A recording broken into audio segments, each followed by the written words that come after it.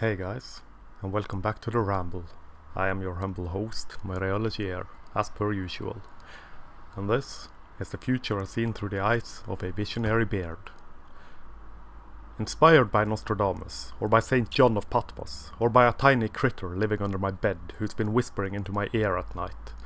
Intrepid explorer of the not-too-distant future as I am, strange visionary shaman, mind-bending consumer of fresh woo incense and devourer of present-tense nonsense, took I the deep plunge into the shadows of the collective subatomic consciousness.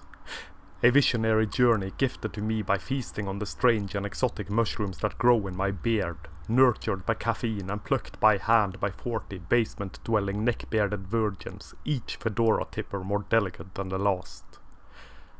Yes, true seeker of truth and of knowledge esoteric, occult and divine, I, your humble humid hermit host, have visited the future through paths unknown to lesser mortal men.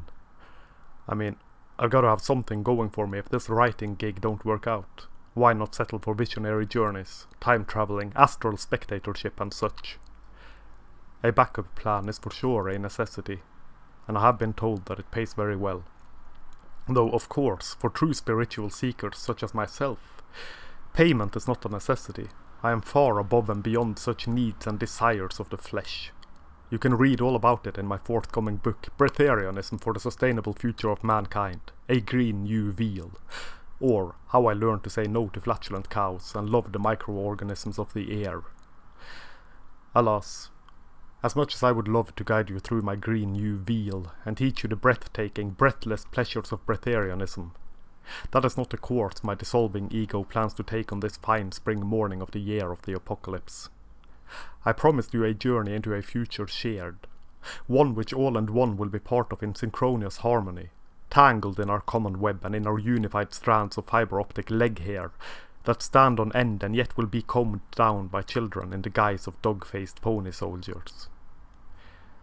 Yes, I, the awakened and enlightened Moire of the Beard, he who conquered the blanket of malcontent, who spoke truth to the soft pillow of maladjustment, who bathed in the dangerous waters of a tranquil beach one summer evening long ago, who besieged, battled and defeated the weird and wondrous wine of the beloved bastard Burgundy, whose beard is of such a magnificent magnitude that it single-handedly fought the horde of Babylonian single women and won, using naught but a pointy stick and a banana, yes, the very same, have travelled to the future, have seen the future and come back to tell a tale of much wonder and delight, of terror and of trepidation. My wandering soul carried on the wings of my soaring spirit animal, a most magnificent bat, saw I beneath me on the pedantically paved paths of the future streets, people kinds of all shapes, sizes and sexes, walking in single file, each in their own plastic bubble, wireless transmitters attached to cranial implants, rabbit ear antennae poking out from their significantly shaven heads, shaven so as to signify cleanliness and perfect personal hygiene, following the outlawed outbreak of that which shall not be named, shamed or blamed. Be it by magic, or by some strange significant rhythm riding on frequencies unheard by my inferior ear, I do not know. Yet the single file I saw beneath me all pressed forward in perfect unison, step by step and wobble by wobble, maintaining a distance of 2 meticulously measured meters, despite the plastic bubble wrapped about their personhoods. Looking ever closer, saw I there on the immaculate pavement strange pictograms, amazing, awe-inspiring hieroglyphics put in place to tell the people standing and walking there where their proper place to stand would be so that they would be forever put in their proper place. Ever so often, unknown vehicles, strange chariots of power, would buzz by or stop there before the pavement and before the people walking there, who then stopped abruptly and, standing silently and deathly still, slowly turned to meet and greet the hosts within the buzzing vessel. The hosts of the vessels, wearing strange garments of blue, with duck-billed masks, all crafted from some strange and unusual material unknown to me and not the bubbles I had seen the others wear, would then come out from the sides of the unknown carriage, carrying some strange device which I took to be a tracking device of sorts, and, with many a flirt and flutter, would beep and boop their way through the line until, I assumed, they found the one whom they were seeking for. The others there in line would look away, would avert their gaze as the hosts rolled and bounced the one away into their strange carriage, that then would buzz away and from then and there see the line go forth again. Turning around to gaze upon the sky above, saw I there, to my shocked surprise, a dome of glass above and all around, sealing the city which I visited inside its frosted walls.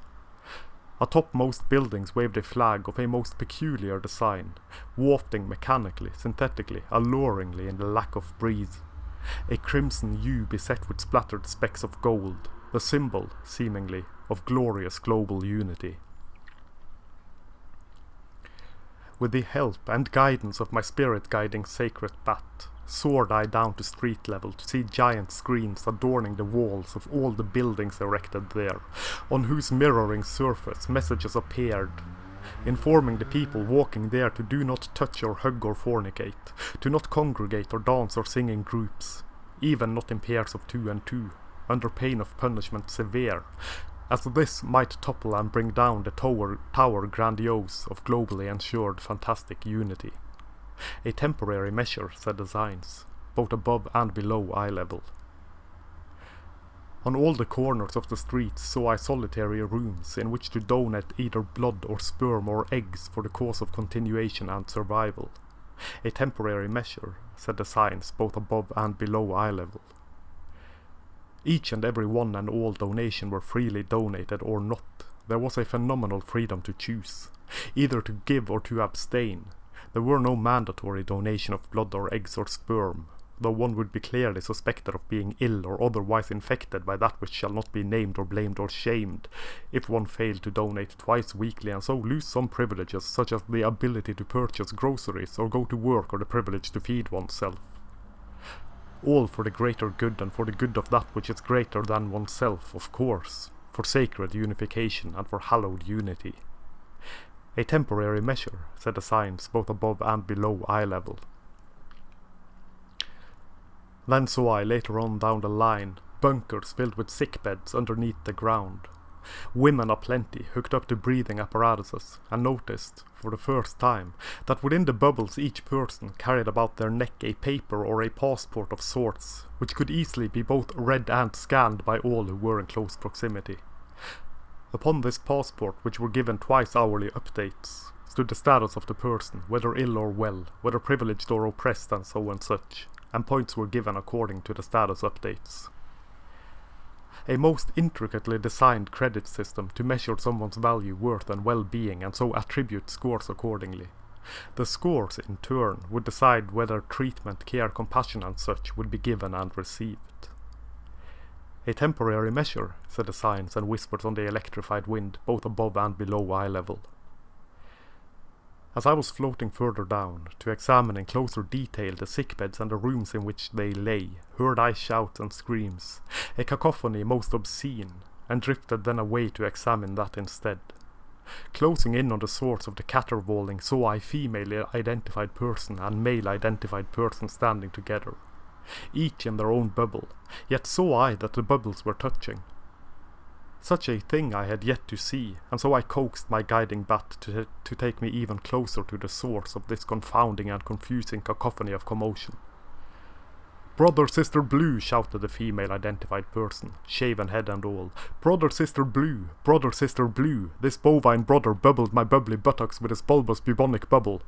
To which the buzzing chariot which I had previously encountered buzzed up to them, post-haste, and hasted then and there out from the sides of the chariot the same strangely clad people-kinds I had seen, strange scanners at the ready. "Brother, sister blue," said the male-identified person from within his bubble, antenna standing on edge atop his shaven head. "This bovine sister is speaking a bad truth.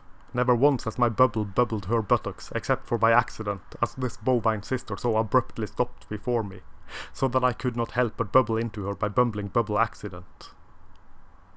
"What a load of bovine excrement, bovine brother 0069, said the largest of the strange brother-sister blues, having first scanned the passport of said bovine brother, to be sure of their number and their status and their class, their voice concealed and strangely altered by a duck-billed doctor's mask. Have you forgotten your Unity catechismus already, or are you maybe developmentally challenged that you do not know the good truth that bovine sisters never speak in bad truths?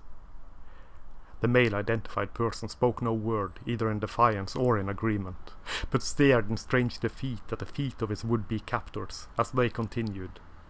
If you are developmentally challenged, so that you cannot separate good truths from bad truths, so that you cannot remember the real true good truth of the catechismus, why then are you roaming the streets when you should be in one of our special programs, to be educated and learn useful skills that would help us promote further unification? Tending now to the female-identified person, the smallest of the brother-sister blues told her to carry on with her day and be at peace. The dastardly bovine brother and his trespass upon the bovine sister's personal bubble would be dealt with as best they could, and so the bovine sister wobbled ahead, bubbled feet kept neatly in their pictographic hieroglyph place. Listening to the brother-sister blues as they spoke their vague words of wandering warning to the bovine brother 0069, caught I their choices in my strange visionary ears, to be either banished, branded or burnt, and so I there, reflected in their glassy eyes, a look of strange puzzlement and surprise, as alluring freedom rang within his bubbled soul. Freedom, be that through death or banishment, seemed a prize and a reward rather than as punishment most severe. And then I felt myself being pulled through time and space anew. Vision ended for this time, and woke then in anxious stream of consciousness cold sweat, freeform gasping on the floor of my silent Spartan kitchen, drawing nourishment and comfort from the air surrounding me, as strange colours danced at the far edge of my vision, and with whispers of the future ringing in my head, sat I then down here to write of what visions I had seen. And that, I think, is that for this ramble. I hope you enjoyed it more than my previous ramble. Please take a look at the links down below, like, share and subscribe and all that jazz, and thank you very much for listening. This is Maria Rogier, signing off.